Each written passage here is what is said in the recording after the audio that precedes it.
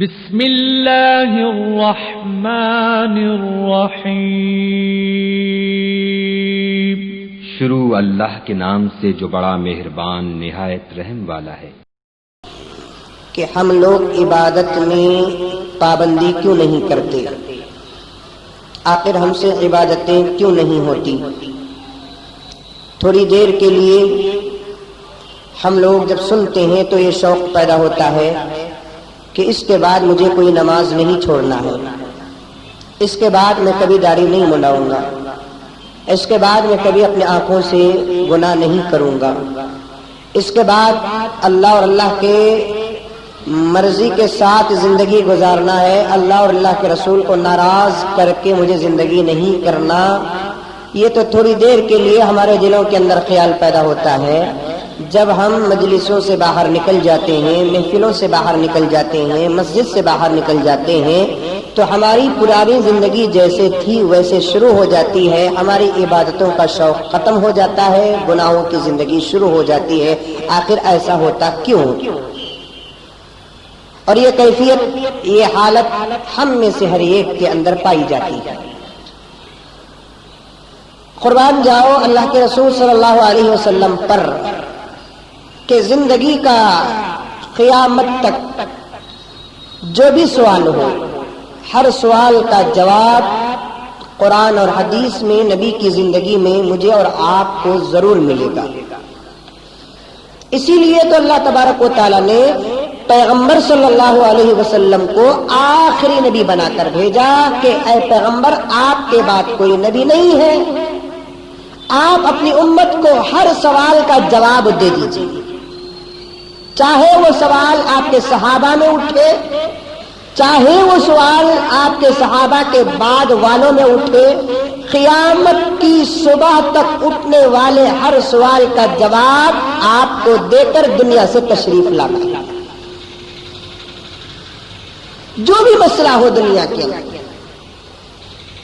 جو بھی سوال ہو دنیا کے اندر، ایسا نہیں کہ اسلام کے اندر اس کا کوئی اشارہ نہیں ملتا ہے۔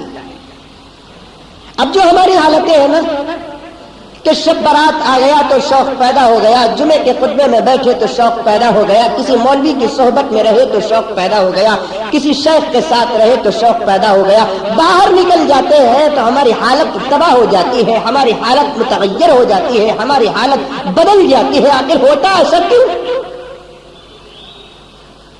عزیزان گرامی، یہ حالت تو صحابہ کے اندر بھی تھی۔ اسی لیے ایک مرتبہ مدینے کی گلیوں میں حضرت حنظلہ رضی اللہ تعالی عنہ یہ اعلان کرتے ہوئے پھر رہے تھے کہ حنظلہ منافق ہو گیا، حنظلہ منافق ہو گیا۔ یہ کون ہے حنظلہ؟ حضور اکرم صلی اللہ علیہ وسلم کے بہت قریب ترین صحابی، بہت ہی قریب ترین صحابی۔ فضائل اعمال میں شیخ الحدیث حضرت زکریا صاحب رحمۃ اللہ علیہ نے ان کی زندگی کا ایک واقعہ نقل بھی کیا ہے، کبھی کبھار اٹھا کر حیات الصحابہ پڑھا کرو۔ اللہ تعالیٰ حضرت مولانا محمد یوسف صاحب رحمۃ اللہ علیہ کو کروٹ کروٹ جنت نصیب فرمائے، اللہ تعالیٰ ان کے درجات کو بلند فرمائے۔ انہوں نے حیات الصحابہ کے عنوان پر ایک ایسی کتاب لکھی ہے، اور وہ اس کتاب کے کئی ترجمے، انگریزی میں ترجمہ ہوا ہے، کنڑ میں ترجمہ ہوا ہے، تامل میں ترجمہ ہوا ہے، تیلگو میں ترجمہ ہوا ہے، اردو تو ہے ہی ہے، ہمارے ہندوستان کی مادری زبان ہے۔ اٹھا کر پڑھا کرو اور اپنے گھروں کے اندر ان کتابوں کا تذکرہ کرو اور پڑھو، اپنی بیویوں کو، بچوں کو پڑھایا کرو، تاکہ حضرات صحابہ کا شوق اور ذوق اور ان کا جذبہ ہمارے سینوں کے اندر آ جائے۔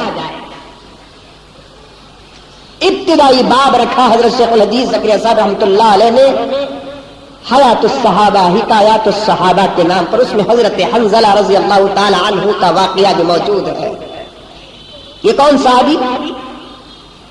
آج رات نکاح ہوا حضرت حنظلہ کا، رات کو بیوی کے ساتھ صحبت ہوتی ہے، رات گزرتی ہے، صبح کو اذان سے پہلے منادی رسول نے اعلان کیا کہ الجہاد الجہاد۔ حضرت حنظلہ رضی اللہ تعالی عنہ غسل کرنے کے لیے حمام کو گئے، ابھی غسل شروع نہیں کیا کہ کان میں آواز آئی کہ الجہاد الجہاد.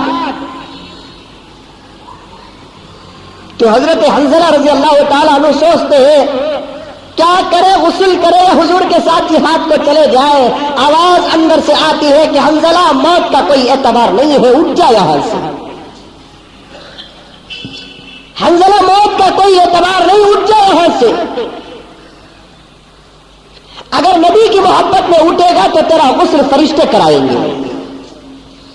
اگر تو اپنے آپ میں غسل کر لے اور نبی کا قافلہ جہاد کو چلا گیا اور تو جہاد جیسی عظیم الشان عبادت سے محروم رہ گیا تو کل قیامت میں تو اپنا چہرہ نہ خدا کو دکھانے کے قابل رہے گا نہ رسول کو دکھانے کے قابل رہے گا.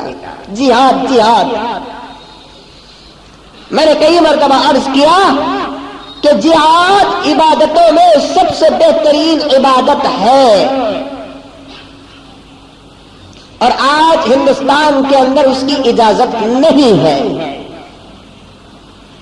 جہاد کے لیے ایک امیر کا ہونا ہے، اس کے لیے کچھ اصول اور قانون ہوتے ہیں.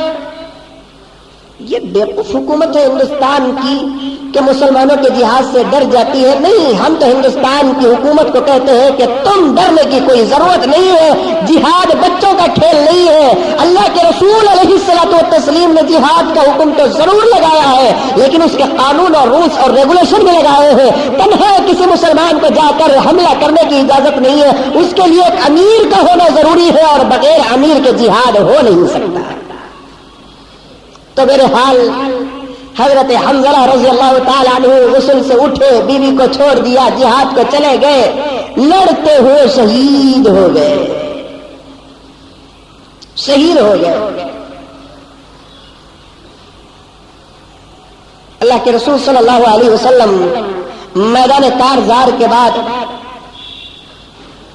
جو صحابہ شہید ہوئے ان کے لاشوں کو اکٹھا کر رہے تھے، جمع کر رہے تھے صحابہ کو ساتھ لے کر. جب حنظلہ کی لاش کے پاس گئے اور ان کو اٹھانے لگے تو دیکھا گیا کہ حنظلہ کے سر کے بالوں سے پانی ٹپک رہا ہے. مسئلہ ہے میرے دوستوں کہ شہید کو غسل نہیں دیا جائے گا. ہر آدمی مرتا ہے تو غسل دینا ہے کہ نہیں دینا ہے؟ بغیر غسل کے اسے دفن نہیں کیا جائے گا. اگر خدا نخواستہ کوئی آدمی کسی حادثے میں انتقال ہو گیا اور اسے پولیس کے حوالے کر کے اسپتال کے حوالے کر کے پوسٹ مارٹم کرتے ہیں اور پوسٹ مارٹم میں اس کی باڈی کو پلاسٹک میں لپٹ دیا جاتا ہے، اب اگر اسے کھولیں گے تو اس کی باڈی کھل جائے گی. تب بھی حضرت فقہا فرماتے ہیں کہ اس کے غسل کا پانی اس کے کفن کے ساتھ اس کی پوری میت میں چھڑک دیا جائے. بغیر غسل کے کسی کو دفن کرنے کی اجازت نہیں ہے. اگر کوئی محلے میں کوئی آدمی مر گیا اور اسے کوئی غسل نہیں دیا تو کل قیامت میں پورا محلہ عذاب میں مبتلا ہو جائے گا. میت کو غسل دینا محلے والوں کی ذمہ داری ہوتی ہے. میت کو غسل دینا اس کے رشتہ داروں کی ذمہ داری ہوتی ہے. میت کی جنازے کی نماز پڑھنا محلے والوں کی ذمہ داری ہوتی ہے.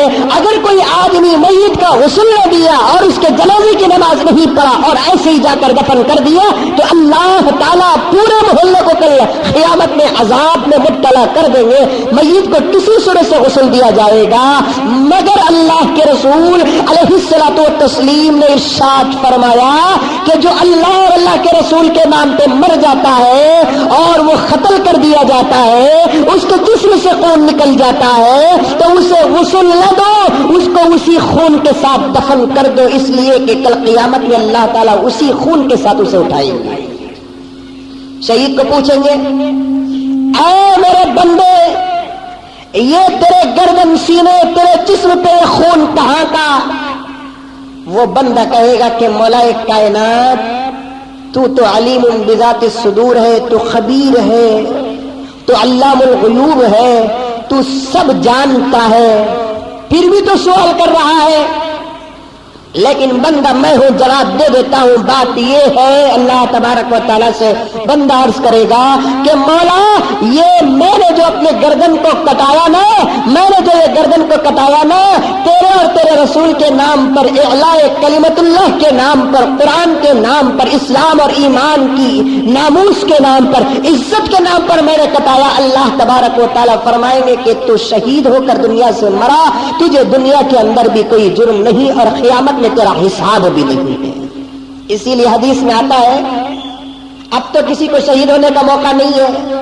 آج اگر میں شہید کے عنوان پہ تقریر کروں، شہادت کی فضیلت بتاؤں، باہر نکل کر آپ شہید نہیں ہو سکتے، لیکن شہادت کی تمنا تو رکھ سکتے ہیں۔ اللہ تعالیٰ کے دربار میں دعا تو کر سکتے ہیں کہ مولا موت دو تو ایسی دے کہ جس موت سے تو اور تیرے رسول خوش ہو جائے۔ صحابہ یہی دعائیں کرتے تھے کہ مولا گھر کی موت سے ہمیں حفاظت فرما، میدان کی موت عطا فرما۔ ہائے ہائے، یہ صحابہ کی دعا ہے۔ اور ہمارا حال یہ ہے میرے دوستو، ہم تو اسپتالوں میں مرتے ہیں۔ آئے ہائے کتنی بڑی موت ہو گئی ہماری، اسپتالوں میں مر رہے ہیں، آئی سی یو میں مر رہے ہیں، مشین کے سائے میں مر رہے ہیں، کوئی سرانے کڑ کے کلمہ تک پڑھنے اور پڑھانے والا کوئی نہیں ہے۔ کیسی بری موت ہے۔ ہر نماز کے بعد دعا کرو میرے دوستو، اللہ جل جلالہ ہم کو اچھی موت عطا فرمائے۔ اگر میدان کی موت نہیں تو کم سے کم گھر میں بیوی بچوں کے سائے میں مرنے کا موقع عطا فرمائے، اور ایسے آدمیوں کو، ایسی اولاد کو ہمارے سرانے کھڑائے جو ہمارے مرنے پر ماتم نہ کرے، مرنے کے وقت ہم کو کلمہ پڑھانے کی کوشش کرے۔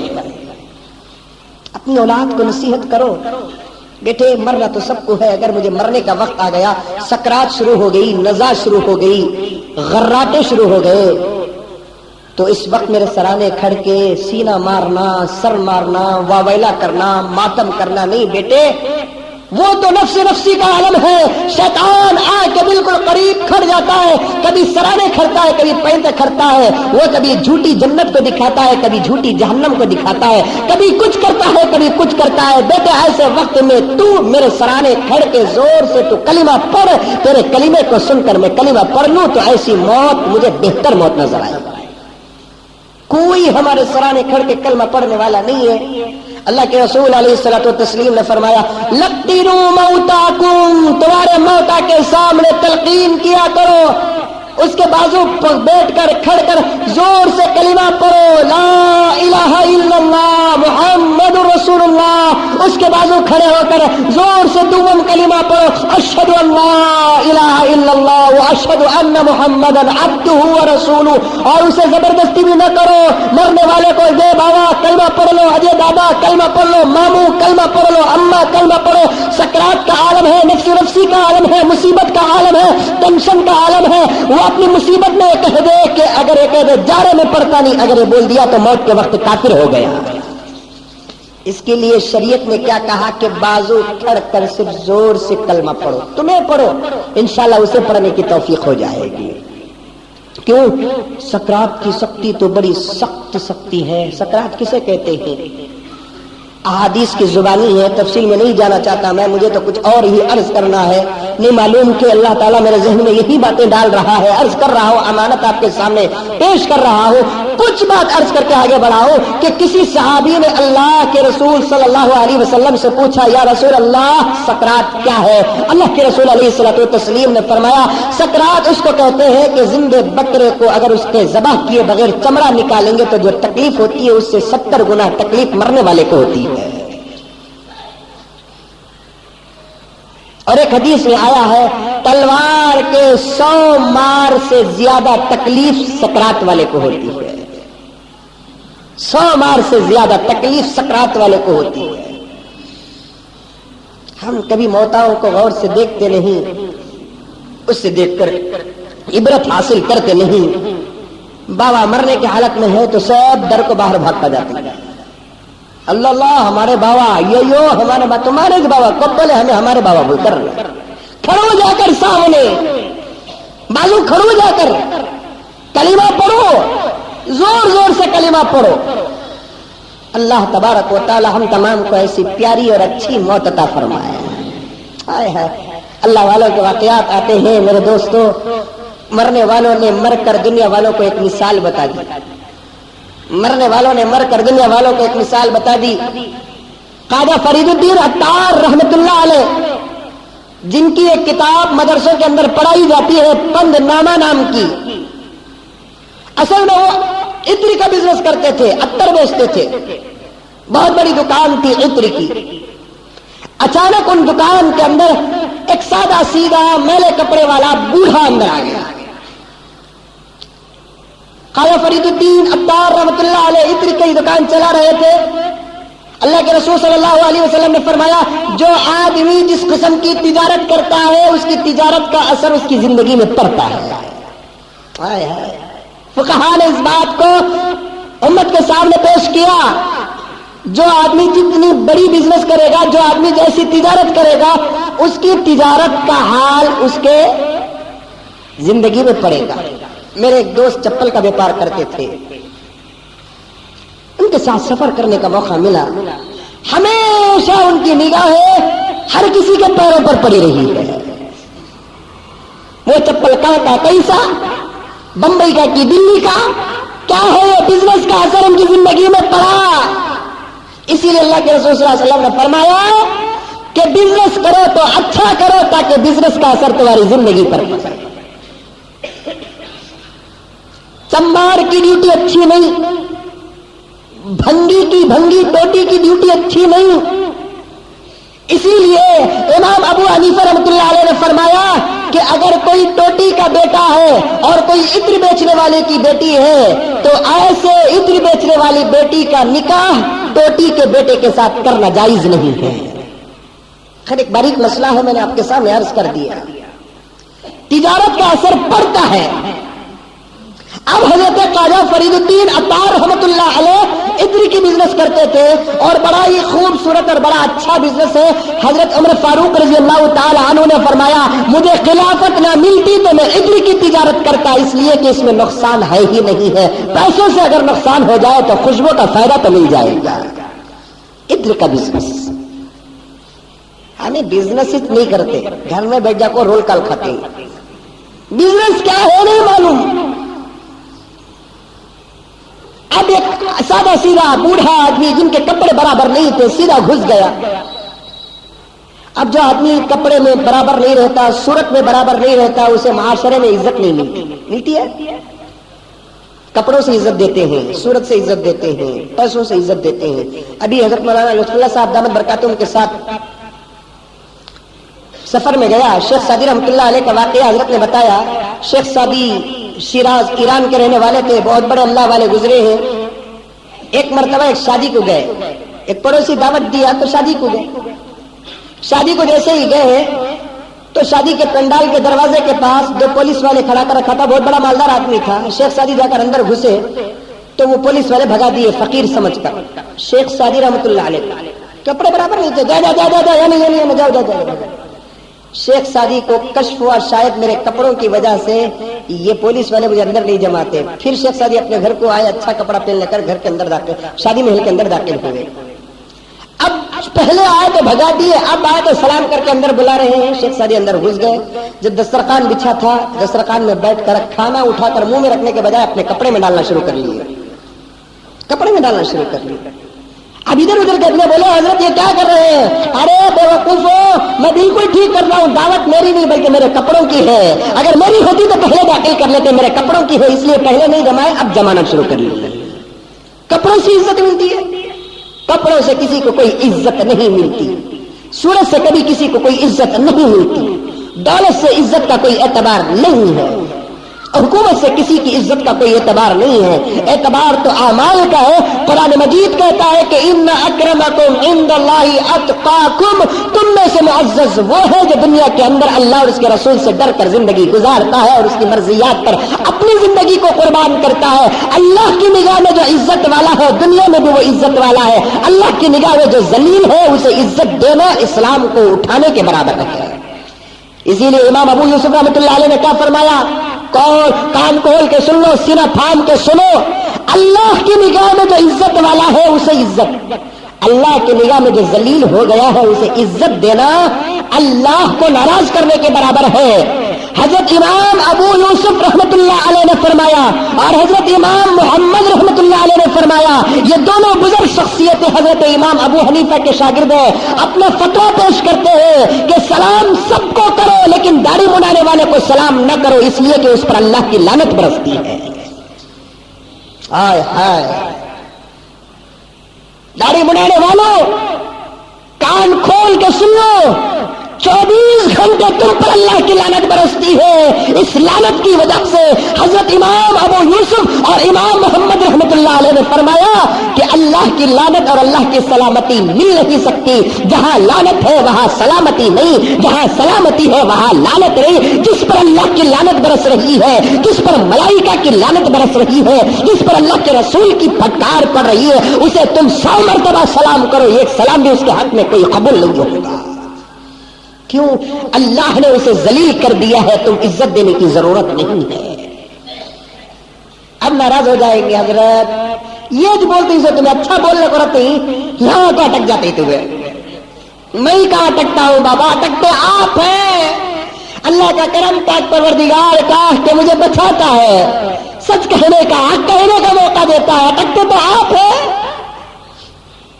اب ذرا سوچو کہ ایک داڑھی کا منانا کتنی ذلت کی چیز ہے۔ اللہ فرماتے ہیں میرے رسول کی سنت کو تباہ کرنے والا آدمی جب میری نگاہوں میں ذلیل ہو گیا تو اسے سلام کرنا بھی جائز نہیں ہے۔ اب آپ بولیں گے کہ مولانا ہمیں دیکھے نہ تم نہ کتنے کے ادنا کو تمہیں سلام کرے ہے مولانا، کتنے کے ادنا کو تمہیں سلام کرے؟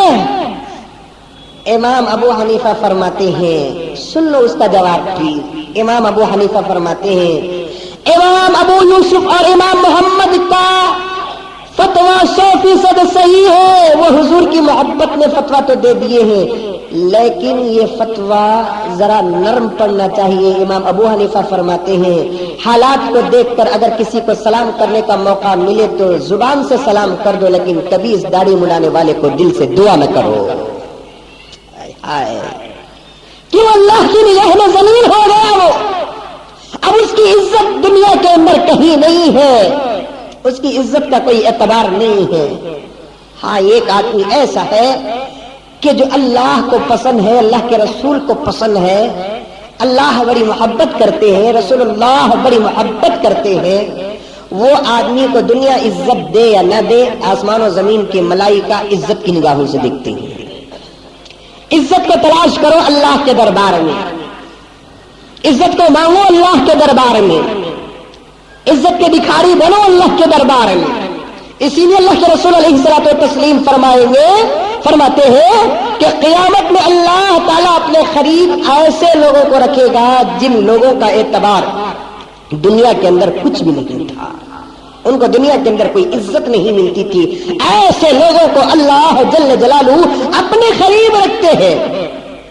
تو بہرحال خواجہ فرید الدین عطار رحمت اللہ علیہ کے دکان میں ایک آدمی بوڑھا میلے کچولے کپڑے والا گھس گیا، خواجہ فرید الدین عطار رحمت اللہ علیہ کو غصہ آ گیا، یہ گندا آدمی میرے دکان کے اندر داخل ہوا۔ خواجہ فرید الدین کی زبان سے نکل گیا، ابے وہ بڈھے تو کیسے مرے گا؟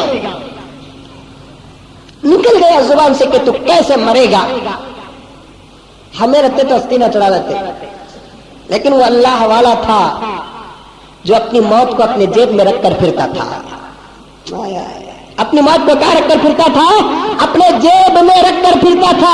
خواجہ فرید الدین کی زبان سے جب نکلا کہ ابے بوڑھے تو کیسا مرے گا، تو حضرت کو خواجہ فرید الدین کو بڈھے نے کہا کہ ادھر آ، میں کیسے مرتا ہوں تجھے دکھاتا ہوں۔ دکان سے باہر گیا، اپنی چادر بھرک کر اوڑھ لیا، کلمہ پڑھتا ہے لا الہ الا اللہ محمد رسول اللہ پڑھ کر اوڑھتا ہے تو اس کی روح قبض ہو جاتی ہے۔ خواجہ فرید الدین نے دیکھا یہ بڈھا ایکٹنگ کر رہا ہے یا سچ مچ مر گیا ہے، جا کر چادر اٹھا کر دیکھتے ہیں تو یقیناً وہ مر گیا ہے۔ کتنی اچھی موت ہے کہ اپنے جیب میں موت رکھ کر پھرتے تھے وہ لوگ۔ حضرت پیر ذوالفقار احمد صاحب نقشبندی مجددی دامت برکاتہم اپنی کتاب کے اندر ایک واقعہ لکھے ہیں کہ غالباً حضرت حسن بصری یا مالک دینار کا زمانہ تھا، ایک بوڑھی کے پاس بیٹھے ہوئے تھے، ایک آدمی مسافر آیا، آ کر پوچھنے لگا حضرت حسن بصری کو یا مالک دینار رحمت اللہ علیہ کو یہاں کوئی اچھی جگہ ہے؟ کوئی مر سکتا ہے؟ مرنے کے لیے کوئی اچھی جگہ ہے؟ مرنے کے لیے کوئی اچھی جگہ ہے؟ حسن بصری نے کہا کہ دیکھو وہ بوڑی کے پاس جو جگہ ہے نا وہاں چاہے تو مر سکتے ہیں. مذاق سے بولے حسن بصری. اب تک کوئی ایسا سوال تو نہیں کیا تھا نا مرنے کے واسطے کوئی سی جگہ ہے بول کر.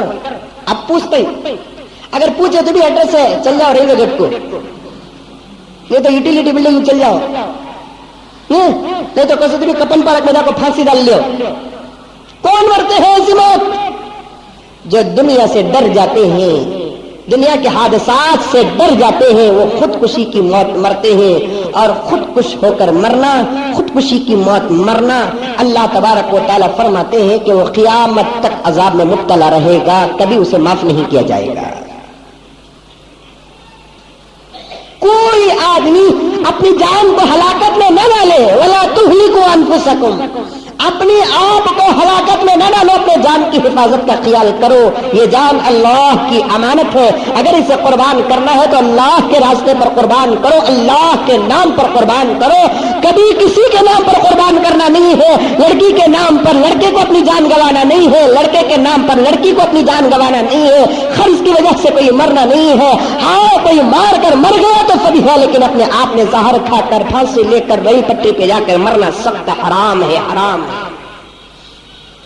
حضرت حسن بصری نے کہا کہ وہ ہے نا وہ بوڑی کے بازو کی جگہ, وہاں چاہے تو تم مر سکتے ہیں. مذاق سے کہہ دیے.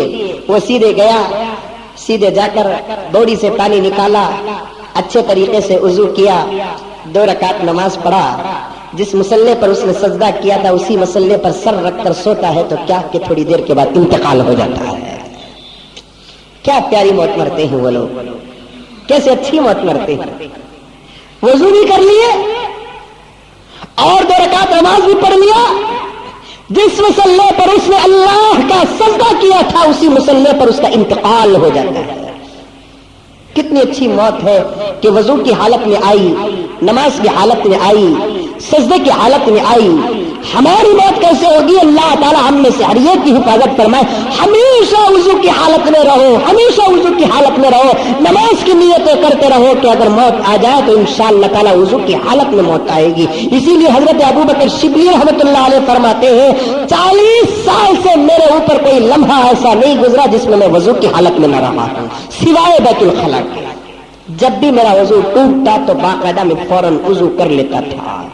جب بھی میرا وضو ٹوٹتا میں فوراً وضو کر لیتا, اور یہ حال میرا 40 سال سے مسلسل ہے. جب موت کا وقت قریب آیا, موت کا وقت قریب آیا تو حضرت ابوبکر شبلی رحمۃ اللہ علیہ نے اپنے مریدین سے کہا کہ بھائی مجھے اٹھنا نہیں ہوتا, ذرا مجھے اٹھا کر تم وضو کرا دو, وضو کرا دو. مریدین اٹھے اور حضرت ابوبکر شبلی رحمۃ اللہ علیہ کو اٹھا کر وضو کراتے ہیں. وضو کرا کر لا کر جب بستر پہ سلاتے ہیں ابوبکر شبلی رحمۃ اللہ علیہ بچے کی طرح بل بلاتے ہوئے رونا شروع کرتے ہیں. مریدوں نے پوچھا حضرت قبلہ آخر ایسا کیوں رو رہے ہیں؟ ابھی تو آپ نے کہا کہ موت کا وقت قریب ہو گیا ہے, وضو کراؤ, تو ہم نے وضو کرا دیا اور آپ رو رہے ہیں. کبھی موت وضو تو کرا دیے ہیں لیکن وضو میں میری ایک سنت کو تم نے چھوڑ دیا ہے. کیا ہے وضو کی سنت؟ وضو کی سنت کیا ہے؟ وضو کے تو 4 فرض ہی ہیں نہیں. کیا فرض 4؟ چہرہ دھونا, 2 ہاتھ دھونا, سر کا مسح کرنا, دونوں پیروں کا دھونا. یا ایھا الذین آمنوا اذا قمتم الى الصلاة فاغسلوا وجوهکم وایدیکم الى المرافق وامسحوا برؤوسکم وارجلکم الى الکعبین. 2 جگہ آئی ہے آیت قرآن مجید کے اندر. اللہ فرماتے ہیں کہ اے میرا غلام, جب کہ نماز کا ارادہ کرتا ہے, یہ میرے دربار کی حاضری ہے, تو شادی محل کو ایسے نہیں جاتا, اسمبلی کو ایسے نہیں جاتا, پارلیمنٹ کو ایسے نہیں جاتا, کارپوریشن کو نہیں جاتا. ایسے ہزاروں کارپوریشن اور پارلیمنٹ میرے گھر کے دروازے پر قربان ہے. یہاں آنے کے لیے تجھے ظاہر میں بھی پاک ہونا پڑے گا, باطن میں بھی تجھے پاک ہونا پڑے گا. اپنے چہرے کو بھی صاف کر لے, اپنے ہاتھوں کو بھی صاف کر لے, اپنے سر کے گرد غبار کو بھی صاف کر لے, اپنے پیروں کو بھی صاف کر لے. یہ وضو کے 4 فرض ہے کہ سر کے بالوں کو کیا کہتے ہیں, سر کے پورے چہرے کو پیشانی کے بال سے لے کر تھوڑی کے نیچے تک, ایک کان کی لولکی سے دوسرے کان کی لولکی تک ایک فرض ہو گیا. دوسرا فرض یہ ہے کہ دونوں ہاتھوں کو کونیوں تک اچھے طریقے سے دھونا کہ کم سے کم 3 خطرے کے زمین پہ گر جائے, اور اس کے بعد سر کا مسح کرنا, پورے سر کا نہیں بلکہ کم سے کم چوتھائی 1/4 سر کا مسح کرو. اور چوتھا فرض یہ ہے کہ دونوں پاؤں کو ٹخنوں تک دھونا, یہ پاؤں کی ہڈی ابری ہوئی ہڈی جو ہوتی ہے وہاں تک دھونا. یہ تو 4 کام فرض ہے. اس کے علاوہ اس فرض کو ذرا آپ سنت سے سوار دو تو فرض کا ثواب زیادہ ہو جائے گا. سنت سے کیسے سواریں گے؟ سنت سے سوارنے کا طریقہ یہ ہے کہ جب تم وضو کرنے کے لیے بیٹھو تو یہ خیال کرو کہ تمہارا چہرہ قبلے کی طرف رہے, اس لیے کہ مسلمان ہمیشہ اپنے چہرے کو قبلے کی طرف رکھتا ہے. وضو کرتا ہے تو چہرہ قبلے کی طرف, نماز پڑھتا ہے تو چہرہ قبلے کی طرف, مرتا ہے تو چہرہ قبلے کی طرف, دفناتے ہیں تو تب بھی چہرہ قبلے کی طرف رہتا ہے. وضو کرے تو چہرہ قبلے کی طرف رکھو. نماز پڑھتے ہیں تو کہاں رکھتے ہیں؟ منہ طرف کعبے کے. نیت کرتے ہیں کہ نہیں کرتے؟ 2 رکعت جمعے کی فرض نماز پڑھتا ہوں میں واسطے اللہ کے, منہ طرف قبلے کے, کعبے کے. بولتے کہ نہیں بولتے ہیں؟ کوئی آدمی اپنے چہرے کو پھرا لیا, کب سے حضرت ادھر پھر کو پڑھنا سے, آج ادھر پھر کر پڑھیں گے, اللہ تعالیٰ ایسے ماریں گے کہ سیدھا جہنم چلا جائے گا. ادھر ہی پھرنا ہے, ادھر پھرنا ہے. قبلہ ادھر ہے قبلہ. وضو کرو تو چہرہ قبلے کی طرف, نماز پڑھو تو چہرہ قبلے کی طرف. مر گئے تو چہرہ کدھر رکھنا؟ اس میں بھی غلط ہے, اس میں بھی غلط ہے. گھر کے اندر لڑائی ہو جاتی, رے قبلے کی طرف پاوا رہے. گھر کے اندر کبھی مر گئے تو کیسا سلانا؟ ادھر سر ادھر پاؤں. آگے بات, کدھر سلانا؟ ادھر سر. یہ مسجد کو سامنے رکھ کر اسے تھوڑی دیر کے لیے اپنا گھر سمجھ جاؤ. سمجھ گئے؟ ٹی وی کا اللہ, مسلمان کے گھر اللہ کے گھر ملتے جلتے گھر ہیں. اللہ کے گھر میں جو ہے مسلمان کے گھر میں وہ ہے, مسلمان کے گھر میں جو ہے اللہ کے گھر میں وہ ہے. لیکن آج ہمارے گھروں میں اللہ کے گھر میں زمین آسمان کا فرق پیدا ہو گیا. میرے حال ادھر سر رہے گا, ادھر پیر رہیں گے. کیوں ادھر پیر رکھتے ہیں, ادھر سر کیوں رکھتے ہیں؟ زندگی میں کبھی بھی ادھر پیر رکھ کر سوئے نہیں سوئے. پھر مرنے کے بعد کیوں رکھتے ہیں؟ اس لیے مرنے کے بعد رکھتے ہیں کہ مرنے کے بعد دراصل ارادہ پاؤں کو قبلے کی طرف رکھنا نہیں ہے, چہرے کو قبلے کی طرف رکھنا ہے. اگر ایسے رکھیں گے میت کو, ادھر پاؤں اور ادھر سر, تو ادھر آنکھ اگر کھولے گا تو نگاہ قبلے کی طرف پڑے گی. اگر میت کو سیدھے ایسے کھڑا کریں گے تو اس کا مطلب یہ ہو جائے گا کہ وہ نماز کی حالت میں چہرہ کدھر رکھتا ہے ادھر. بعض لوگ بولتے ہیں کہ ادھر سر ادھر پاؤں رکھنا کرتے ہیں. ایسا اٹھ کو کھڑا ہے تو انہیں کدھر پڑتا نماز میں؟ ادھر پڑتا ہے نہیں. مرنے کے بعد بھی اس کا چہرہ قبلے کی طرف رکھنا ہے تو اس صورت میں اس کا پاؤں کدھر رکھنا پڑے گا؟ ادھر رکھنا پڑے گا. اس وقت ارادہ یہ ہوگا کہ ہمارا مقصد یہ نہیں کہ پاؤں قبلے کی طرف رہے بلکہ چہرہ قبلے کی طرف رہے. اس میں بھی گھروں کے اندر قبلے کی طرف پاؤں رہے, قبلے کی طرف پاؤں رہے. قبلے کی طرف کیا کی رکھ ڈالے, رکھے نہیں رکھے, ٹی ویاں رکھے, سیڈیاں رکھے, ٹیپ ریکارڈر رکھے, سب رکھے, کبھی غلطہ نہیں ہوا. میت کو لے لگا تو رکھ ڈالے تو لڑنا شروع کر دیں گے. قبلے کی طرف پاؤں, قبلے کی طرف پاؤں نہیں میرے بھائی, چہرہ قبلے کی طرف. اگر میت کو سیدھے اٹھ کر ایسے کھڑا کریں گے تو اس کا چہرہ کدھر رہے گا؟ قبلے کی طرف رہے گا. وضو کرے تو چہرہ قبلے کی طرف, نماز پڑھے تو چہرہ قبلے کی طرف, میت ہو گئی گھر کے اندر رکھو تو قبلے کی طرف, خبر میں لٹاؤ تو قبلے کی طرف. کیسا خبر میں دفناتے؟ کبھی آیا کیا؟ آیا کبھی خبر میں اترے نہیں؟ ڈر کا ہمیں بھی اٹک جاتے ہیں. خبر میں اترتے نہیں ہم لوگ, ڈر ہے ہم کو, کہاں ہمیں بھی اٹک جاتے ہیں. اگر تمہیں نہیں بھی اٹکے تو ایک نہ ایک دن اٹکنا ہے کہ نہیں اٹکنا ہے. کوئی نہ کوئی آ کر ہم کو پھیرے گا کہ نہیں پھیرے گا, بوئے گا کہ نہیں بوئے گا. کسی مذہب کا اختلاف موت میں نہیں ہے, سب کو مرنا ہے.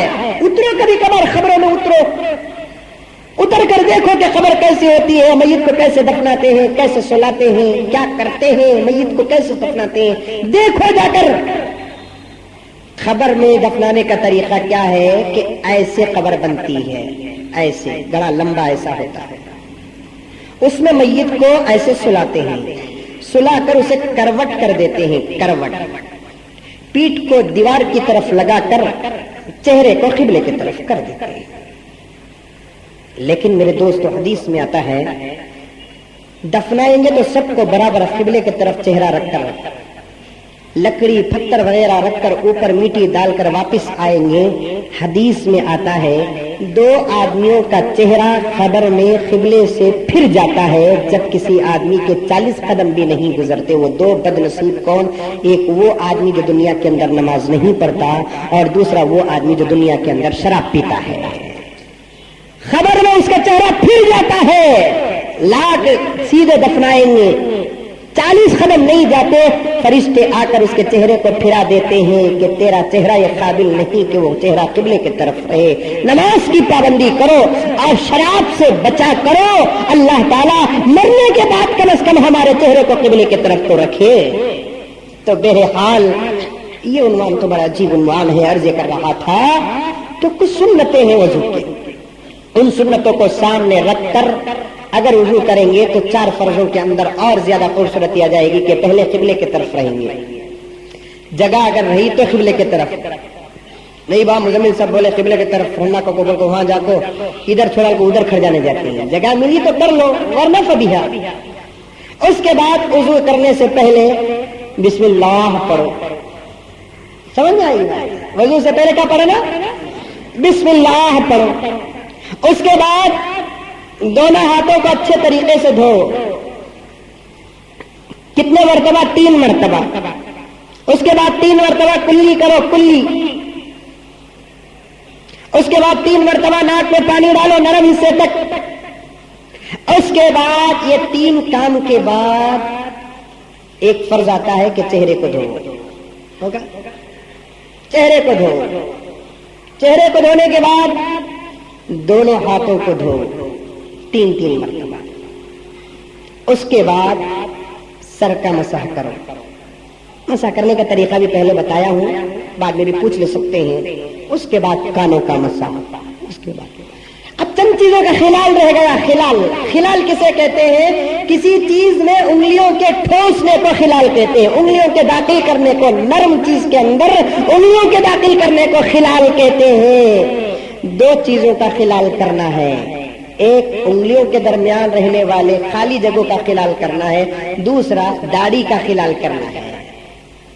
پانی لیو نہیں تو وچ پانی سے ایسے ایسے خلال۔ اب داڑھی رہی تو خلال لے، داڑھی نہیں رہی تو کیا چبا لینا ہے؟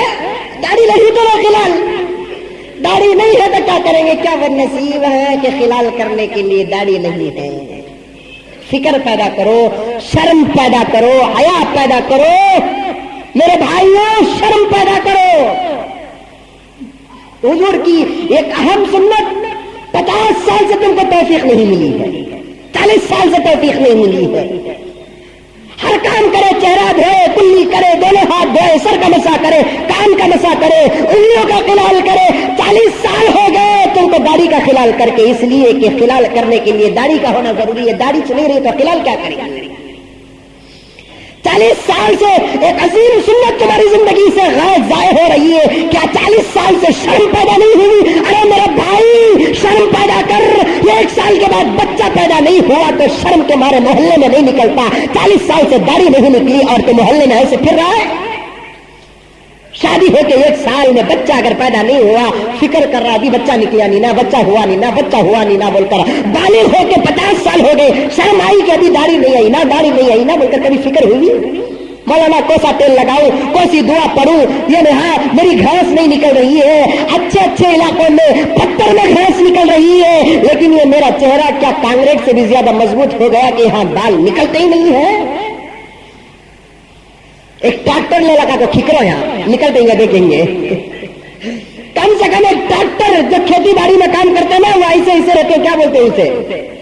ہل بولتے ہیں ہمیں اردو میں، ہل ہل ایسے رہتے ہیں۔ 4-5 لے لگا کوئی کم سے کم کھکرو، اندر کی غلاظت باہر نکلے گی تو نبی کی سنت باہر آ جائے گی، اندر کی غلاظت باہر نکلے گی تو نبی کی سنت باہر آ جائے گی. 40 سال 50 سال سے لے کر آج تک داڑھی کا خلال کرنے کا موقع نہیں ملا. اللہ ہم تمام کو نیک توفیق عطا فرمائے. اس کے بعد جب سر کا مسح کر لیے, کانوں کا مسح کر لیے, گردن کا مسح کر لیے, دونوں پیروں کو دھو لیے, اب آپ کا وضو ختم ہو گیا. کیا ہو گیا؟ آپ کا وضو ختم ہو گیا. اب اس کے بعد دعا کرو. وضو کے بعد کی دعا, اشہد ان لا الہ الا اللہ واشہد ان محمدا عبدہ ورسولہ اللہم اجعلنی من التوابین واجعلنی من المتطہرین. اللہ کی وحدانیت, نبی کی رسالت کا اقرار کرنے کے بعد, اللہ کو چڑھانے کے بعد, اللہ کو منانے کے بعد, نبی کا وسیلہ اور واسطہ دینے کے بعد, ایک وضو کرنے والا متوضی, نماز پڑھنے کا ارادہ کرنے والا, اپنے آپ کو ہمیشہ باوضو رکھنے والا اللہ کے دربار میں دعا کرتا ہے کہ اللہم اجعلنی من التوابین, اے اللہ تو مجھے توبہ کرنے والوں میں شامل کر دے, واجعلنی من المتطہرین, اور مجھے ہمیشہ تو پاک رہنے والوں میں شامل کر دے. ایک توبہ کرنے والوں میں, ایک پاک رہنے والوں میں. حضرت محدثین نے بڑا اچھا ترجمہ جوڑا یہاں پر. وضو کے بعد توبہ کا ذکر کیوں؟ وضو کے بعد تو پاکی اور طہارت کا ذکر معقول ہے, توبہ کا ذکر کیوں آیا؟ اس لیے آیا کہ توبہ دل کو پاک کر دیتا ہے, وضو تمہارے جسم کو پاک کر دیتا ہے. توبہ تمہارے دل کو پاک کر دیتا ہے اور وضو تمہارے ظاہر کو پاک کر دیتا ہے. اس کے بعد ایک عظیم سنت, ایک عظیم سنت جو اس وقت میرے لیے بھی ضرورت ہے اور آپ کے لیے بھی ضرورت ہے, ساری دنیا کے لیے ضرورت ہے, بلکہ میں کہوں گا ان عیسائیوں سے, میں کہوں گا ان یہودیوں سے, میں کہوں گا ان ہندو بھائیوں سے, میں کہوں گا ساری دنیا کے لوگوں سے, اور ڈاکٹروں کو میں کہوں گا, بڑے بڑے دانشوروں کو میں کہوں گا, حکومت کو میں اس بات کی گزارش کرتا ہوں کہ آپ اس بات کا اعلان کر دیں کہ یہ کام اب دنیا کے اندر شروع ہو جائے, کیونکہ ساری دنیا کے اندر آج بیماریوں کا خوف چھایا ہوا ہے, سوائن فلو کا خوف چھایا ہوا ہے, چکن گنیا کا خوف چھایا ہوا ہے, ڈینگو کا خوف چھایا ہوا ہے. ہر کوئی پریشان ہے, ہر کوئی پریشان ہے. اب اس سے بچنے کا کیا علاج ہے؟ یہ ڈاکٹر کہتے ہیں کہ اسکارف ڈال لو, مسلمان کہتا ہے کہ اسکارف سے کچھ ہونے والا نہیں ہے. ایک ڈاکٹر کہتا ہے کہ گرم پانی پیو, مسلمان کہتا ہے کہ گرم پانی سے کچھ ہونے والا نہیں ہے. ڈاکٹر کہتا ہے کہ ہر چیز کو دھو کر کھاؤ, مسلمان کہتا ہے کہ اس سے بھی کچھ ہونے والا نہیں ہے. پھر ہوگا کس سے؟ تو مسلمانوں کے پیغمبر نے کہا کہ تمہاری بیماریوں کا اگر علاج ہونا ہے تو وضو کے بعد کھڑے ہو کر ایک 3 گھٹ پانی پی لو. ہائے ہائے, 2 ہی پانی کو کھڑ کر پینا, ایک زمزم کا پانی اور دوسرا ایک وضو کے بعد کا پانی. میں کل ہی ہمارے سیکرٹری صاحب کو کہا تھا کہ ایک گھڑا پانی بھی رکھ دو وضو خانے کے بازو, تاکہ ہر کوئی پی لے. Swine flu, swine flu, swine flu. ڈر گئے نہیں؟ یا بیکاٹ اسکافا نہیں ڈال رہی, مرد بنے شروع کر لیے. اسکاف کون ڈالنے سے؟ بیکا. لیکن ڈال رہی کون؟ اسکاف ڈال لی. وہ دیکھو نا, ہریے ہریے ہریے ہریے ہریے گدا چر کو تھکا تو یجمان پنا ڈالتا تھا ایک زمانے میں. گھوڑا چر کو تھکا تو اسے پنا ڈالتے تھے. سمجھ میں آئی بات ہے؟ گھوڑے کو, گدے کو 2 چیزیں پلاتے تھے. ایک کیا بولے تھے ہنکیاں کے سامنے, یہ پٹے. سمجھ میں آئی بات ہے؟ ایک منہ میں کپڑا. یہ 2 چیزیں بڑے خراب, ایک منہ خراب, ایک ہنکی خراب. یہ بھی کھل گا, یہ بھی کھل گا, کون بھی بستے نہیں. اس لیے گھوڑے کو کیا کراتے ہیں, یہ کہاں بھی ادھر ادھر دیکھنا نہیں, سامنے دیکھ کر چلنا. ویسے آج کے مسلمانوں کو ڈالنا, نوجوانوں کو ادھر بھی دیکھنا نہیں, ادھر بھی دیکھنا نہیں, خالی سامنے دیکھ کر چلنا. انہیں سمجھ نہیں بات ہے. دوسرا منہ میں ڈالتے تھے. منہ میں اگر کہتے بھی نہیں ڈالے, بن رہا منہ تو کہاں چارہ دکھتا کہ وہ کھڑ جاتا تھا. ویسا ڈالنا شروع کر لی ہے. کیا کہتے انفیکشن ہو جائے گا, ہوا سے انفیکشن ہو جائے گا. بیماریوں سے ڈرو نہیں. کیا کرے گی بیماریاں؟ کیا بگاڑ سکتی ہے مسلمان کا؟ کچھ نہیں. یہ چھوٹے چھوٹے کام جو میرے آقا کے سکھائے ہوئے ہیں, یہ تم بھی عمل کرو, تمہارے بچوں کو بھی سکھاؤ. 2 ہی پانی ایسے ہیں جو کھڑے ہو کر پینے کی اجازت ہے, ایک وضو کا پانی اور ایک زمزم کا پانی. کھڑے ہو کر پیئیں گے, اور جس نیت کے ساتھ پیئیں گے اللہ کے رسول نے فرمایا کہ وہ نیت اس کی پوری ہو جاتی ہے. زمزم پیتے ہوئے جو ارادہ کر کے جو دعا کر کے پیئیں گے اللہ تعالیٰ وہ ارادہ پورا کر دیتے ہیں. وضو کا بچا ہوا پانی اگر پیئیں گے 3 گھٹ تو اللہ تعالیٰ اس ارادے کو پورا کر دیتے ہیں. سب سے بڑی بیماریوں کا علاج ایک وضو ہے. دوسرا، حالات تو بدل جاتے ہیں، ڈر ہوتا ہے. مسلمان کو ڈرنے کی ضرورت نہیں ہے. اللہ تعالیٰ نے اس کے پاس قرآن جیسی چیز دیا ہے، حدیث جیسی چیز دیا ہے، دعائیں جیسی چیز دیا ہے، تو مسلمان ڈرے گا کیوں؟ مسلمان کو بڑے بڑے آپریشنوں پر وہ ڈر نہیں ہے. خدا کی قسم اس کے پاس ہتھیار ہے. آقا نے فرمایا کہ سورہ فاتحہ کو پڑھا کرو، سورہ فاتحہ کو پڑھا کرو، کثرت کے ساتھ پڑھا کرو سورہ فاتحہ کو. اللہ تعالیٰ نے 70 بیماریوں کا علاج رکھا ہے. کیا ان 70 بیماریوں میں سوائن فلو نہیں رہے گا؟ اخلاص کے ساتھ سورہ فاتحہ تمہیں بھی پڑھو، پھونکو، بچوں کو بھی پڑھو، پھونکو، کھلاؤ. اللہ تعالیٰ پر بھروسہ کرنے کا مانو. مجھے بچنا نہیں آتا، بچانا تو تیرا کام ہے. بچنا مجھے نہیں آتا، بچانا تیرا کام ہے. ارے قرآن تو شفا ہے. وَنُنَزِّلُ مِنَ الْقُرْآنِ مَا هُوَ شِفَاءٌ. اللہ تعالیٰ فرماتے ہیں ہم نے قرآن کو صرف پڑھنے کے لیے نہیں، اس قرآن کے اندر ہم نے دوا بھی رکھا ہے، شفا بھی رکھا ہے. وَنُنَزِّلُ مِنَ الْقُرْآنِ مَا هُوَ شِفَاءٌ. ہم نے اس قرآن کے اندر شفا کو رکھا ہے. پڑھو سورہ فاتحہ، پھر اس کے بعد صبح شام کو پڑھنے کی دعا، صبح شام کو پڑھنے کی دعا. فجر کی نماز کے بعد اسی جگہ پر بیٹھ کر اپنے ذکر سے فارغ ہو کر ایک دعا ہے. اللہ کے رسول صلی اللہ علیہ وسلم نے بتایا کیا؟ اعوذ بکلمات اللہ التامات کلها من شر ما خلق. بسم اللہ الذی لا یضر مع اسمہ شیء فی الارض ولا فی السماء وهو السمیع العلیم. 3 مرتبہ پڑھو اس دعا کو. اعوذ بکلمات اللہ التامات کلها من شر ما خلق. مولا دنیا کے اندر جتنی شریر اور بری چیزیں ہیں ان تمام چیزوں سے میں تیری پناہ چاہتا ہوں. اللہ کے پناہ میں آ گئے. اس کے بعد جب مسجد سے دعا پڑھ کر باہر نکلتا ہے بسم اللہ الذی لا یضر مع اسمہ شیء فی الارض ولا فی السماء وهو السمیع العلیم. اس دعا کا ترجمہ کیا ہے؟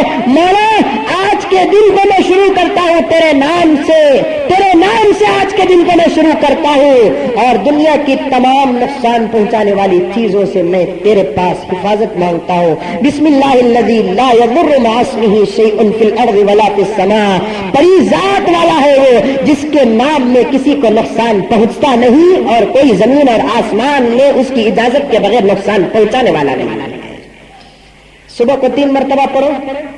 شام کو مغرب کی نماز پڑھ کر جب مسجد سے باہر نکلتے ہیں تو 3 مرتبہ یہ دعا پڑھو. ایک صحابی فرماتے ہیں کہ میں مسجد کے اندر بیٹھا تھا عصر کی نماز پڑھ کے ذکر میں، میرا غلام آیا، آ کر کہنے لگا کہ آقا جلدی آؤ، جلدی آؤ، تمہارا گھر جل گیا. صحابی تھے، کہنے لگے کہ میں ٹس سے مس نہیں ہوا. میں نہ اسے یس کہا نہ نو کہا، آتا ہوں کہا نہ نہیں آتا ہوں کہا، اپنی جگہ پر بیٹھا رہا. پھر اور ایک آدمی آیا کر کہنے لگا کہ حضرت تمہارے بیوی بچے گھر کے اندر سپڑ گئے اور آگ لگ گئی ہے، جلدی آؤ. حضرت وہیں بیٹھے رہے، وہیں بیٹھے رہے. تیسرا آدمی آیا آ کر کہنے لگا کہ حضرت اب اٹھنے کی ضرورت نہیں، آگ تو دوسرے گھروں سے پہنچتے ہوئے جیسے ہی تمہارے گھر کے پاس آ گئی نہیں معلوم کہ وہ آگ خود بجھ گئی ہے. حضرت نے فرمایا وہی تو میں سوچ رہا تھا، میں نے نبی کی سکھائی ہوئی اس دعا کو صبح کو 3 مرتبہ پڑھا ہوں اور شام کو میرے گھر میں آگ لگ جائے ہو نہیں سکتا. نبی کی پڑھی ہوئی دعا کو، سکھائی ہوئی دعا کو میں نے صبح میں پڑھا اور شام میں میرے گھر میں آگ لگ جائے، یہ ہو نہیں سکتا. ہمارے پاس دعائیں موجود ہیں، چھوٹی 40 دعائیں لو، 40 دعائیں، اس میں بڑی بڑی بیماریوں کی دعا ہے. اللہم اذہب البأس رب الناس واشف انت الشافی لا شفاء الا شفاؤک شفاء لا یغادر سقما. پڑھو یہ دعا. ہر بڑی بیماری اور چھوٹی بیماری کا علاج نماز کے بعد. آپ بھی پڑھو، اپنے بچوں کو بھی پڑھاؤ. اللہم اذہب البأس رب الناس واشف انت الشافی لا شفاء الا شفاؤک شفاء لا یغادر سقما. یہ دعا کثرت سے پڑھو. درودوں کو کثرت سے پڑھو. ایک درود ہے، اسے یاد کر لو. اللہم صلی علی محمد بعدد کل داء و دواء وبارک وسلم. اس درود کو جو آدمی ہر نماز کے بعد پڑھتا ہے اللہ تعالیٰ بڑی بیماری سے اس کی حفاظت فرماتے ہیں. اس حدیث کے اس درود کے تشریح میں آتا ہے جذام برس ایسی بڑی بڑی بیماریوں سے حفاظت فرماتے ہیں. ہمارے پاس درودوں کی ذخیرہ موجود، دعاؤں کا ذخیرہ موجود، قرآن کا ذخیرہ موجود، وضو کا طریقہ موجود. کبھی زمزم کا پانی ہے تو کبھی وضو کا بچا ہوا پانی ہے. دنیا والوں کو بتا دو کہ مسلمان کبھی سوائن فلو سے ڈرتا نہیں ہے. مسلمان تو اللہ سے ڈرتا ہے، اس لیے کہ اسے بچانے والا کون ہے؟ اللہ تعالیٰ ہے. صبح شام کی دعائیں پڑھنا شروع کرو. ہاں، اس کا مطلب یہ نہیں ہے کہ سوائن فلو سے ڈرنا نہیں بول کر کسی سے بھی سوائن فلو ہوا تو سدا کو گلے لپٹ لو، ایسا بھی نہیں ہے. حفاظت بھی اپنی جگہ پر ہے، حفاظت بھی اپنی جگہ پر ہے، لیکن یہ سب ڈرامہ ہے کہ اسکافا پہن لے کر پھرنا، کیا کی پہن لے کر پھرنا اور اس سے ڈر جانا، اس سے کچھ ہونے والا نہیں ہے. کتنے اسکاف پہن رہے ہیں؟ کچھ بھی نہیں پہن رہے ہیں. 1000 میں 2-3 بھی نہیں پہن رہے. بہت بڑا مجمع ایسا ہے.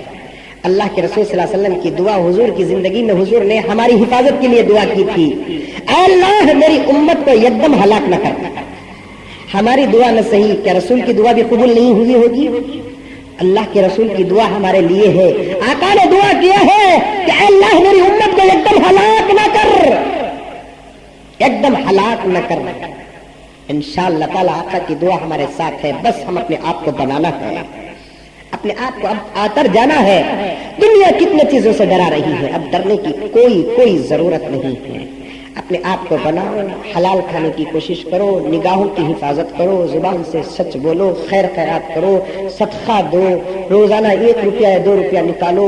حدیث میں آتا ہے کہ تمہارا صدقہ تمہاری بیماریوں کو روکتا ہے، تمہارا صدقہ تمہاری مصیبتوں کو روکتا ہے. 10 روپے کسی غریب کو دو، 2 روپے کسی غریب کو دو. یہ 2 روپے نہیں نکلیں گے، یہ 10 روپے نہیں نکلیں گے تو ایسی بیماری اللہ تعالیٰ دے دیں گے کہ ہزاروں روپے ڈاکٹر کے لیے نکل جائیں گے. صدقے دے کر آنے والی مصیبتوں کو روکو، بلیات دے کر آنے والی مصیبتوں کو روکو.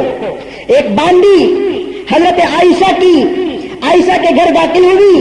اللہ کے رسول صلی اللہ علیہ وسلم کے پاس حضرت جبرائیل آئے، آ کر کہنے لگے کہ یا رسول اللہ اس عورت کو گھر کے اندر داخل نہ کرو. اللہ کے رسول صلی اللہ علیہ وسلم نے اس باندی کو بھگا دیا. تھوڑی دیر کے بعد وہی باندی کے بارے میں آسمان سے حکم آتا ہے کہ یا رسول اللہ اس باندی کو آپ گھر کے اندر داخل کرو. تو اب پھر اللہ کے رسول نے اسے اجازت دے دی کہ وہ باندی گھر کے اندر آ رہی ہے. اللہ کے رسول نے حضرت جبرائیل سے پوچھا، اے جبرائیل پہلے منع کیا گیا اب پھر آنے کی اجازت دی گئی تو کیا ہے؟ تو اللہ کے رسول کو حضرت جبرائیل نے کہا اس عورت پر اللہ کا عذاب نازل ہونے والا تھا، لیکن وہ باہر نکل کر ایک روٹی کا ٹکڑا ایک کتے کو کھلا دی تو وہ عذاب ٹل گیا. کتے کو اگر کوئی آدمی روٹی کا ٹکڑا کھلائے تو عذاب ٹل سکتا ہے. غریبوں، یتیموں، بیواؤں، مسکینوں، محتاجوں کو اگر کوئی آدمی ہمدردی کے ساتھ کوئی 1 روپیہ 2 روپے دے دے تو کیا مصیبتیں ٹلے گی نہیں؟ بیماریاں ختم نہیں ہوں گی؟ یہ بیماریاں کیوں ہوتی ہے؟ جب اللہ کی عبادت ختم ہو جاتی ہے، رسول اللہ کی اطاعت ختم ہو جاتی ہے، کھلا گناہ دنیا کے اندر شروع ہو جاتے ہیں تو اللہ تعالیٰ ایسے دردناک عذابات کو دنیا کے اندر نازل کرتا ہے، دنیا کے اندر نازل کرتا ہے. وہی ذرا غور کرو میرے دوستو، وہی برے جانور اور خنزیر کے گوشت کے بارے میں جب ہم کہتے ہیں تو دنیا کہتی ہے کہ مسلمان ایسا ویسا. وہی خنزیر کی بخار اگر آ جاتی ہے تو دنیا پریشان ہو گئی. ارے اسی کا تو گوشت کھاتے ہیں یہ لوگ، اسی کا تو خون پیتے ہیں، اسی کے ساتھ تو زندگی گزارتے ہیں. ہم جیسے بکریوں کو گھر کے اندر پالتے ہیں اس سے زیادہ وہ برے جانور کو اپنے گھر کے اندر کر پالتے ہیں. اب تو امریکہ کو عبرت حاصل کرنا چاہیے، فرانس کو عبرت حاصل کرنا چاہیے، آسٹریلیا کو عبرت حاصل کرنا چاہیے اور اسے اس بات کو سامنے رکھ کر نبی کی شریعت کے سامنے گھٹنے ٹیکنا چاہیے. جس سور کی بقار سے اب تم بچانا چاہتے ہو اسی سور کے گوشت سے آج سے 1400 سال پہلے حضور نے بچا لیا ہے.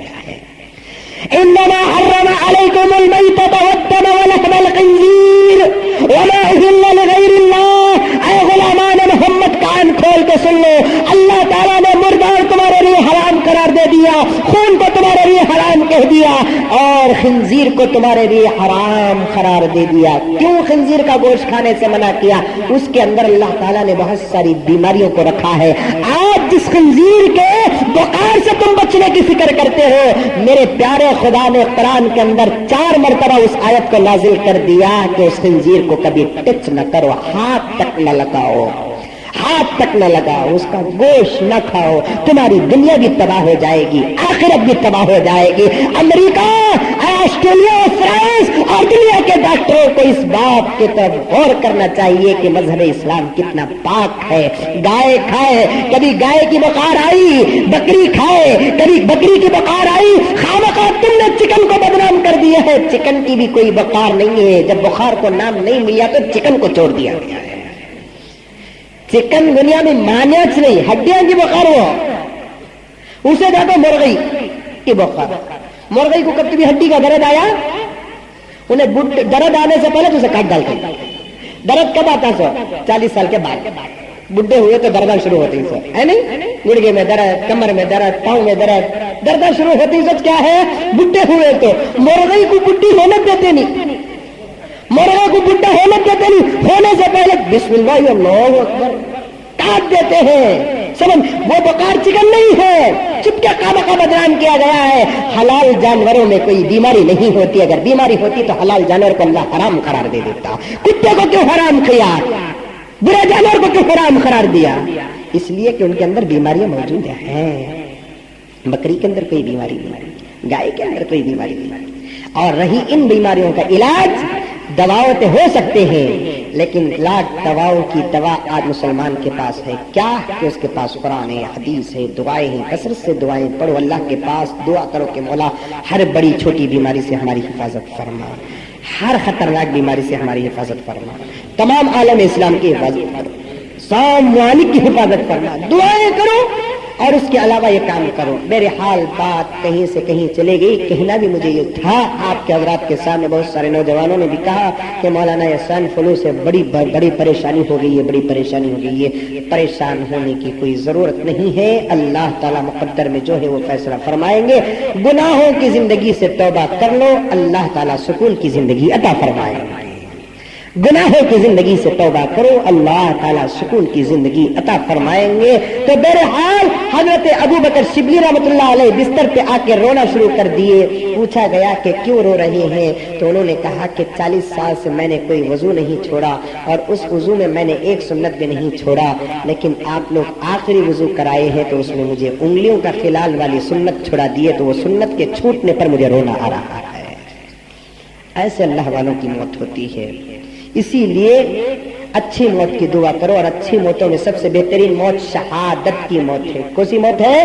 شہادت کی موت ہے، کہ اگر کوئی شہید مر جاتا ہے تو اسے غسل نہیں دیا جائے گا، اس کو اسی خون کی حالت میں دفنا دیا جائے گا کفن پہنا کر، کیونکہ جب وہ حشر کے میدان میں اپنے قبر سے اٹھے گا تو اس کے خون سے مشک سے زیادہ خوشبو آئے گی۔ اب حضرت حنظلہ شہید ہو گئے، خون میں لت پت ہے، خون میں لت پت ہے، تو صحابہ جب جا کر جمع کیے، حضور بھی گئے تو بالوں سے پانی کے قطرے جھڑ رہے ہیں۔ صحابہ پریشان، حضور بھی تھوڑی دیر کے لیے پریشان ہو گئے کہ حنظلہ شہید تو ہو گئے، ان کو غسل کون دیا؟ میں نہیں تو نہیں، میں نہیں تو نہیں، پھر سر کے بالوں سے پانی کے قطرے کیوں جھڑ رہے ہیں؟ تو اللہ کے رسول صلی اللہ علیہ وسلم کے سوال پر آسمان سے حضرت جبرائیل نازل ہوتے ہیں، اور آ کر سلام عرض کرنے کے بعد کہتے ہیں کہ اے رسول اللہ، دراصل حنظلہ جنابت کی حالت میں تھے، جب جہاد کا نعرہ لگا تو حمام چھوڑ کر جہاد کو آ گئے اور اسی حالت میں شہید ہو گئے۔ یہ جنوبی تھے، جنوبی آدمی کیسے ایسے ہی قبر میں جا سکتا ہے؟ اس لیے ان کی جنابت کا جو غسل باقی تھا دنیا کے اندر، وہ غسل ابھی جنت کی حوریں اتر کر غسل دے کر اوپر گئی ہیں، جنت کی حوریں غسل دے کر اوپر گئی ہے، تو یہ جنت کا پانی ہے جو ان کے سر سے گر رہا ہے۔ ایسے حنظلہ جن کو غسل دینے والی جنت کی حوریں ہیں، ایک مرتبہ مدینے کی گلیوں میں نعرہ لگاتے ہیں، نافق حنظلہ، نافق حنظلہ، حنظلہ منافق ہو گیا، حنظلہ منافق ہو گیا۔ ابو بکر ملتے ہیں، کہتے ہیں کہ حنظلہ کیسے منافق ہو گئے تم؟ تو حضرت حنظلہ نے کہا کہ کیا کروں ابو بکر، حضور کی محفل میں رہتا ہوں تو حضور کی باتیں سن کر عبادت کا شوق پیدا ہوتا ہے، جب میں گھر سے باہر نکلتا ہوں تو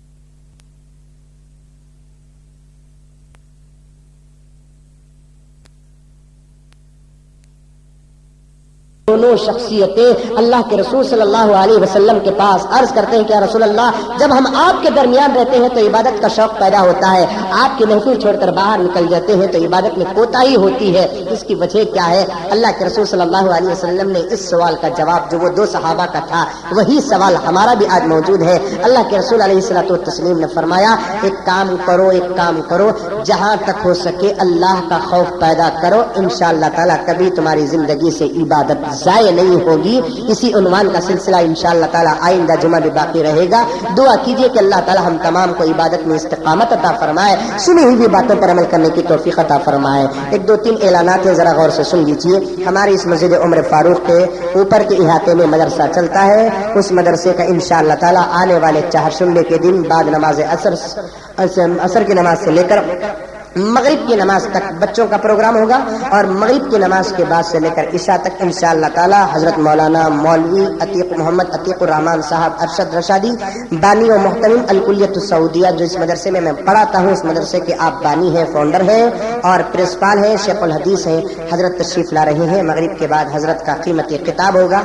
आप तमाम हजरात से गुजारिश है कि चाहरशंबे के दिन असर के बाद से लेकर इशा तक आप तमाम हजरात जरूर मदरसे के इस बेहतरीन जलसे पर शिरकत फरमाकर सवाब दारिन हासिल करें। दूसरा एक ऐलान ये है कि इंशाअल्लाह ताला कल बरोज़ हफ्ता 15 अगस्त है, हिंदुस्तान के आज़ाद होने की खुशी है। समझ में आई बात है, हर कोई ये खुशियाँ मनाता है, फ्लैग चढ़ाता है, मिठाई तकसीम करता है। अब अंदर ही अंदर ये सोचना है कि हमारा हिंदुस्तान कितना आज़ाद हुआ और कितना कैद हो गया है। इंशाअल्लाह ताला अल्लाह ताला से हमारी यही दुआ है कि अल्लाह हम हिंदुस्तान से मोहब्बत करते हैं, हिंदुस्तान की हिफाजत फरमा। बहरहाल आज़ादी का एक दिन होता है, हर हिंदुस्तानी बाशिंदे के लिए खुशी का दिन है। कल हमारे सामने उम्र फारूक के सामने रहने वाली स्कूल में आज़ादी का जश्न मनाया जा रहा है, जिसमें हमारे मस्जिद के जिम्मेदार भी रहेंगे। इंशाअल्लाह ताला मैं भी हाजिर रहूंगा। आज़ादी के उन्वान पर